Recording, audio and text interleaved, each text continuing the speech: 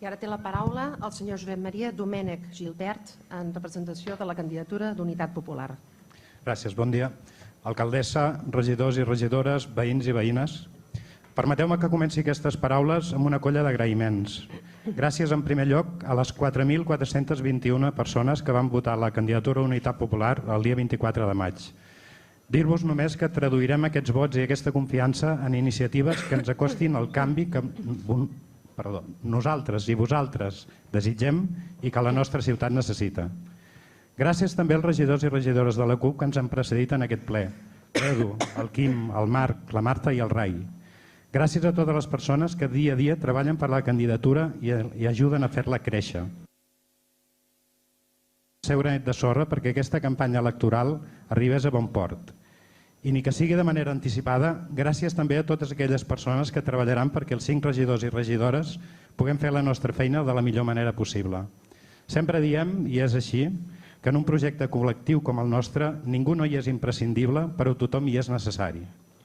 Gràcies finalment a Som BNG pel seu compromís i el seu suport i, esclar, felicitats per haver aconseguit entrar al ple. Des que l'any 2007 vam arribar al consistori, la CUP sempre hem intentat ser el lloc que hem cregut que ens corresponia. En aquell 2007, i amb un sol regidor, la nostra tasca va ser introduir-nos en un àmbit, l'institucional, que ens era desconegut i fins a cert punt hostil. Vam intentar també posar sobre la taula temes que no havien merescut fins llavors l'atenció de l'Ajuntament i fer-ho alhora amb un discurs diferent. El 2011, i ja amb 3 regidors, la nostra assemblea va renunciar d'entrada a participar en un possible govern autonomenat d'esquerres, en bona part per la poca confiança amb l'equip i les polítiques vinculades dels anteriors mandats. 2 anys més tard, amb motiu d'una qüestió de confiança lligada a l'aprovació de pressupostos i davant la possibilitat de presentar una moció de censura, vam posar sobre la taula un document amb les nostres línies vermelles, document que va ser rebutjat des del primer punt. I ara què? Ens preguntaven el 24 de maig a la nit, després d'haver gairebé doblat els vots del 2011 i d'haver passat de 3 a 5 regidors, només un menys que el grup majoritari i a només 8 vots de la segona força. De la lectura dels resultats electorals en vam treure aquestes primeres conclusions. La victòria de les forces que es proclamen independentistes, la victòria de les forces que es proclamen d'esquerres amb tots els matisos que calgui, una pujada important de candidatures noves o que propugnen una manera nova de fer política. L'entrada, malauradament també, de forces de la dreta espanyolista gràcies a un fort suport mediàtic. I la caiguda important del bipartidisme representat per les dues forces que, com Sagasta i Cànovas, s'han anat alternant al poder durant més de 30 anys, que han perdut entre les dues fins a 6 regidors i que no han aconseguit arribar a la majoria absoluta. Davant la fragmentació del ple, l'Assemblea de la CUP va decidir fer un pas endavant i proposar un govern que fos una intersecció entre els 3 corrents guanyadors de les eleccions: l'independentisme, l'esquerra i l'esperit renovador. Concretament, es tractava de constituir un govern format per la CUP, Esquerra Republicana i Som BNG, buscant el suport del grup socialista per a la investidura. Era una operació molt complicada, però pensàvem i continuem pensant que era una bona proposta per a la ciutat i alhora la que més s'adeia als resultats electorals. Sigui com sigui, i malgrat la bona rebuda que va tenir per part de Som BNG, la proposta va acabar sent desestimada abans fins i tot de poder parlar d'un programa de govern, per la manca d'entesa i sintonia amb Esquerra Republicana que caldrà treballar per millorar. El resultat serà un govern format per les dues forces de sempre que s'han hagut d'ajuntar per mantenir les seves quotes de poder. Això sí, tot plegat ben amanit amb acusacions de partidisme, de poca cultura democràtica o de ganes de perjudicar el procés o la repetida responsabilitat com a dogma. Deuen ser coses de la política. Si et quedes a l'oposició et diuen que t'has acomodat en la vida fàcil, en l'eterna cantarella del no a tot. Si intentes formar un govern, ets antidemocràtic i actues de manera partidista. Ens han criticat sempre i ho continuaran fent, però curiosament tothom ens volia el seu govern. Ens trobem, per tant, davant d'un govern de supervivència institucional i continuisme, davant un darrer intent d'ajudar-se mútuament a sobreviure en la institució, malgrat haver perdut 6 regidors. No cal dir que no estem gens satisfets d'haver-nos quedat a l'oposició i no poder entrar a endegar canvis. El cicle de lluites que ha suposat l'estafa de la crisi a Vilanova se salda amb un govern dels de sempre. Al nostre entendre, més preocupats per dissimular derrotes, amb les corresponents retòriques d'estabilitat, seriositat i professionalitat, que no pas d'abordar obertament canvis profuns en els eixos més importants de la gestió municipal.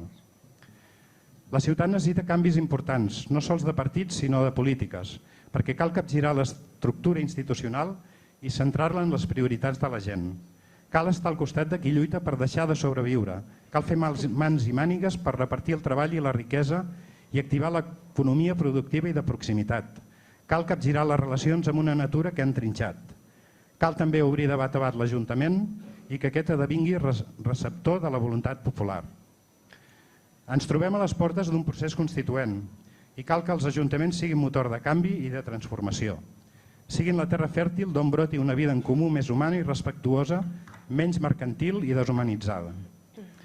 Hem intentat posar la llavor d'aquest canvi i no ens n'hem sortit, de moment. El canvi que proposem haurà d'esperar. Deia l'escultor francès Auguste Rodin que la paciència també és una forma d'acció. Nosaltres som pacients, anem lents perquè anem lluny. I l'oportunitat ens trobarà treballant per bastir una alternativa de govern d'unitat popular. Som conscients que sovint la feina de l'oposició és molt poc agraïda. Sabem que costa molt que el govern reculli i tiri endavant les nostres propostes, però no per això deixarem de fer tanta feina com puguem. Estarem sempre oberts al diàleg, facilitarem al màxim les iniciatives que ens semblin correctes i arribarem a acords sempre que sigui possible.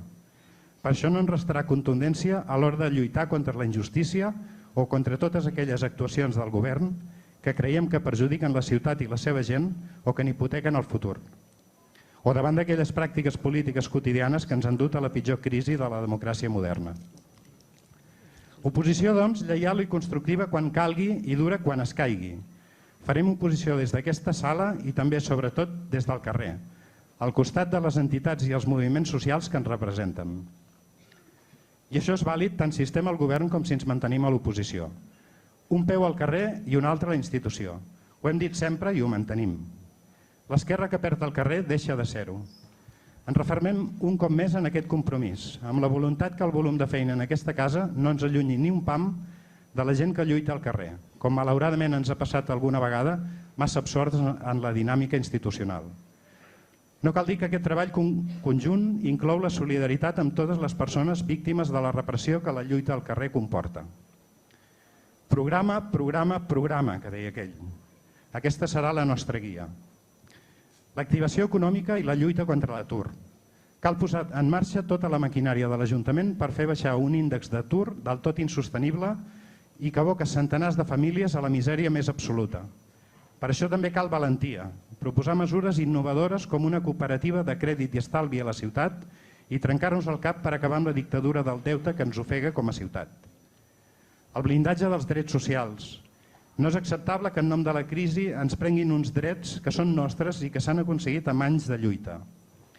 Un sostre, un plat a la taula, aigua, llum i gas no són negociables. Tampoc són negociables les llibertats individuals que ens apoderen, com la llibertat sobre els nostres cossos o la llibertat d'expressió, que encara avui cal seguir preservant. La democràcia directa i la transparència. Des del nostre punt de vista, escollir uns representants cada 4 anys perquè facin el que els sembli és un model de democràcia molt pobre. En aquest sentit, considerem imprescindible la transparència absoluta en totes les decisions de la institució. Hem de superar la democràcia representativa mitjançant la potenciació de les assemblees municipals obertes i la convocatòria de consultes vinculants per a totes aquelles decisions importants que afectin el futur de la ciutat. Compromís amb la terra, un urbanisme al servei de les persones. Hem de posar-nos a treballar ja en el nou pla general que dissenyi el futur de la ciutat, que protegeixi els espais naturals d'especial interès i que tingui com a consigna el decreixement fins que la ciutat no necessiti créixer. I el màxim compromís pel que fa a l'assoliment de la independència de Catalunya com a pas previ a la reunificació dels països catalans i com l'única eina que ens permetrà transformar la societat. Defensa absoluta també de la llengua i de la immersió lingüística. Treballarem en definitiva, i acabo, en totes aquestes direccions però amb un sol objectiu, fer de Vilanova i la Geltrú una ciutat mediterrània on tothom pugui viure amb dignitat i justícia. Una ciutat en què la gent deixi de ser l'objecte per passar a ser el subjecte. Una ciutat en què la gent deixi de ser governada i passi a governar-se. Perquè ja ens hem cansat d'anar vivint dient el va com va i volem poder començar a dir va com vull, com volem. Alguns tillarà d'utòpics, però ja va dir Manuel de Pedrolo que l'única cosa per la qual cal lluitar és l'utopia. Moltes gràcies i visca la terra.